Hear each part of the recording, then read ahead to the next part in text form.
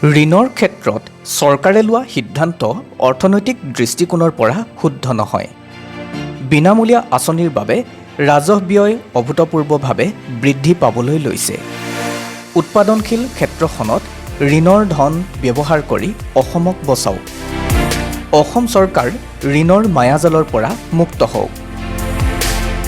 যোৱা 7 বছৰত অৰ্থাৎ 2017-18 বিত্তীয় বছৰৰ পৰা 2023-24 বিত্তীয় বৰ্ষলৈ অসমকে ধৰি কেইখনমান ৰাজ্যই লোৱা ঋণৰ বৃদ্ধিৰ হাৰ এনেধৰণৰ।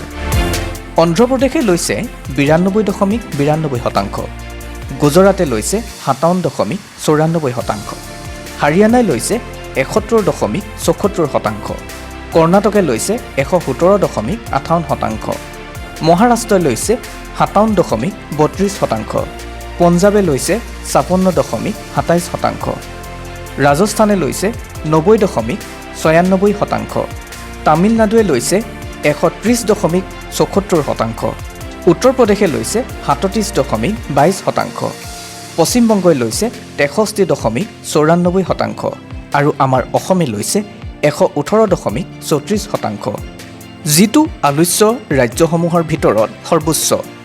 অসমৰ ঋণৰ পৰিমাণ যোৱা 7টা বছৰৰ ভিতৰত অভূতপূৰ্ব হাৰত বৃদ্ধি পাইছে। উন্নত ৰাজ্যসমূহে ঋণ লৈছে ঠিকেই, কিন্তু তেওঁলোকে মুঠ ঘৰুৱা উৎপাদন আৰু ঋণ পৰিশোধ কৰিব পৰা ক্ষমতা অসমতকৈ বহুগুণেই বেছি। উদাহৰণস্বৰূপে অসমে চলিত বছৰত ঋণ পৰিশোধ কৰাৰ লক্ষ্য লৈছে 7.192 কোটি টকা, কিন্তু পঞ্জাবে পৰিশোধ কৰিব 69.867 কোটি টকা, তামিলনাডুৱে কৰিব 71.178 কোটি টকা আৰু মহাৰাষ্ট্ৰই 75.198 কোটি টকা। ৰাজস্থানে লৈছে 1,60,671 কোটি টকা, পশ্চিমবংগই 61,427 কোটি টকা। অসমে 7,192 কোটি টকা ধাৰ পৰিশোধ কৰি তাৰ পৰিৱৰ্তে নতুনকৈ ধাৰ ল'ব বিচাৰিছে 44,821 কোটি টকা, অৰ্থাৎ প্ৰায় 6.23 গুণ বেছি। আনহাতে এই ক্ষেত্ৰত মহাৰাষ্ট্ৰই বিচাৰিছে 1.8 গুণ, পঞ্জাবে বিচাৰিছে 1.4 গুণ আৰু পশ্চিমবংগই বিচাৰিছে 1.98 গুণ। ৰিজাৰ্ভ বেংকৰ মতে কোনো ঋণ ধাৰণক্ষম হ'ব তেতিয়াহে যেতিয়া বছৰি লোৱা ঋণৰ বৃদ্ধিৰ হাৰ মুঠ ঘৰুৱা উৎপাদনৰ বছৰি বৃদ্ধিৰ হাৰতকৈ কম হয় আৰু মুঠ ঘৰুৱা উৎপাদন বৃদ্ধিৰ হাৰ ঋণৰ সুতৰ হাৰতকৈ বেছি হয়। অসম চৰকাৰে 2017-18 বিত্তীয় বছৰৰ পৰা 2022-23 বিত্তীয় বছৰৰ ভিতৰত বছৰি লোৱা ঋণৰ বৃদ্ধিৰ হাৰ সংশ্লিষ্ট বছৰসমূহৰ GST, GDPৰ পৰা বৃদ্ধিৰ হাৰতকৈ বেছি। উদাহৰণস্বৰূপে 2017-18 বৰ্ষত মুঠ ঘৰুৱা উৎপাদনৰ হাৰ তাৰ আগৰ বছৰৰ তুলনাত বৃদ্ধিৰ হাৰ আছিল 9.59%, কিন্তু সেই হাৰ লোৱা ঋণ আগৰ বছৰৰ তুলনাত বৃদ্ধিৰ হাৰ আছিল 19.60%।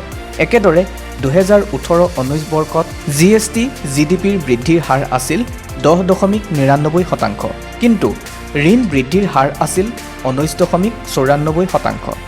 2019-20 বৰ্ষত ঘৰুৱা উৎপাদন বৃদ্ধিৰ হাৰ আছিল 12.13%, তাৰ বিপৰীতে ঋণৰ বৃদ্ধিৰ হাৰ আছিল 21.90%। 2020-21 বৰ্ষত ঘৰুৱা উৎপাদন বৃদ্ধিৰ হাৰ আছিল 1.9%, তাৰ বিপৰীতে ঋণৰ বৃদ্ধিৰ হাৰ আছিল 23.39%। 2021-22 বৰ্ষত ঘৰুৱা উৎপাদন 16.69%, কিন্তু ঋণৰ বৃদ্ধিৰ হাৰ 23.44%।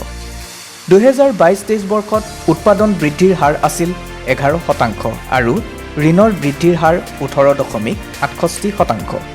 গতিকে ঋণৰ ক্ষেত্ৰত যোৱা 7 বছৰত চৰকাৰে লোৱা সিদ্ধান্ত অৰ্থনৈতিক দৃষ্টিকোণৰ পৰা শুদ্ধ হোৱা নাই। আনহাতে মহাগাণনিকে আমাক দহাই দহাই কৈ আছে যে আমাৰ ৰাজহ ব্যয়ৰ মাত্ৰা কমাবলৈ। অসমৰ ৰাজহ ব্যয়ৰ মাত্ৰা অভূতপূৰ্বভাৱে বৃদ্ধি হৈ গৈ আছে। 2018-19 বৰ্ষত ৰাজহ ব্যয়ৰ পৰিমাণ আছিল 56,899 কোটি টকা, কিন্তু 5 বছৰৰ ভিতৰত এই ব্যয় বৃদ্ধি হৈ 22-23 বৰ্ষত হ'লগৈ 1,02,748 কোটি টকা। 80.58% বৃদ্ধি হৈছে। এনে পৰিস্থিতিৰ পৰা মুক্ত হ'বলৈ আৰু ঋণমুক্ত হ'বলৈ তৎকালেই বিনামূলীয়া আঁচনিসমূহ চৰকাৰে ত্যাগ কৰি উৎপাদনশীল ক্ষেত্ৰখনত শক্তিশালীভাৱে খোজ দিয়া উচিত। এই মন্তব্য এগৰাকী অৱসৰ গ্ৰহণ কৰা ভাৰতীয় প্ৰশাসনীয় বিষয়া উদয়ন হাজৰিকাৰ। নিউজ ডেস্ক ৰিপৰ্ট, নতুন সময়।